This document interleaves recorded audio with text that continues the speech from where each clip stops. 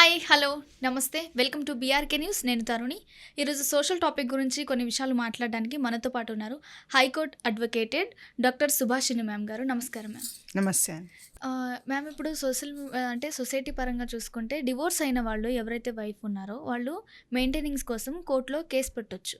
అలాగే ఎవరైతే హస్బెండ్ ఉన్నారో హస్బెండ్ కూడా మెయింటెనెన్స్ కేసు అనేది కోర్టులో పెట్టుకోవచ్చు. ఇది కొంచెం complicated answer.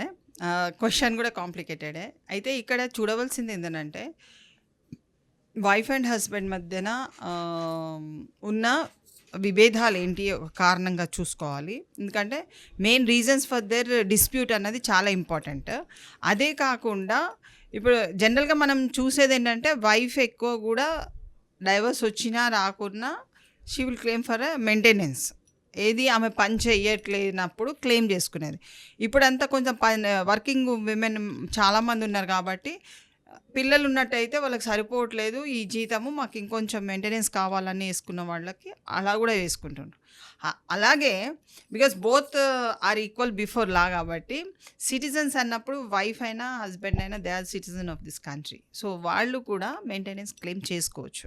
But they should అది చాలా విధిగా చూపించాలి that they are not working. ఇప్పుడు మేము కూడా చాలామందికి సజెషన్ ఇస్తాం, ఎందుకు మీరు ఇంత కష్టపడుతున్నారు, మరి మీ వైఫ్ ఇంత ఇన్కమ్ చేస్తుంది కదా మీరు వెళ్ళొచ్చు అని. అంటే నెవర్. చాలామంది మెయిల్స్ నేను చూసిన కాడికైతే వైఫ్ని అంటే మెయింటెనెన్స్ అడగడం అన్నది చాలా తక్కువ, అరుది.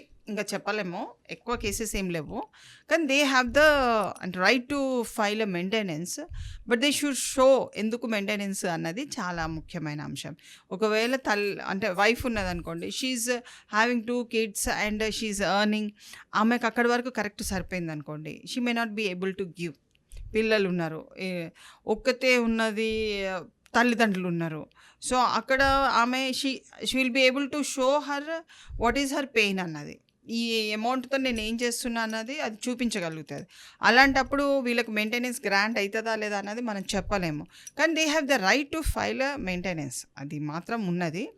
వాళ్ళు చూపించుకోవాలి, వాళ్ళు ఏం చేయట్లేదు, వాళ్ళ ఇన్కమ్ సోర్స్ లేదు, వాళ్ళకి తగ్గిపోయింది, కొంతమంది పారాలసిస్ వస్తుంది, వాళ్ళు they can't do their own work, they have to get the maintenance. అలాంటి వాళ్ళకి కొంతమందికి కొన్ని చోట్ల రావడం జరిగింది. అయినా ఎప్పుడైనా కానీ మేల్ అన్నప్పుడు దే హ్యావ్ దేర్ ఓన్ కొంచెము, అంటే మేము అడగాల వద్దా అన్నది ఒకటి ఉంటుంది. ప్లస్ దే ఆర్ అంటే కొంత ఈగో కూడా ఉంటుంది కదా, ఆమె దగ్గర నేనేంది తీసుకోవడము, అలాంటి వాళ్ళు రారు.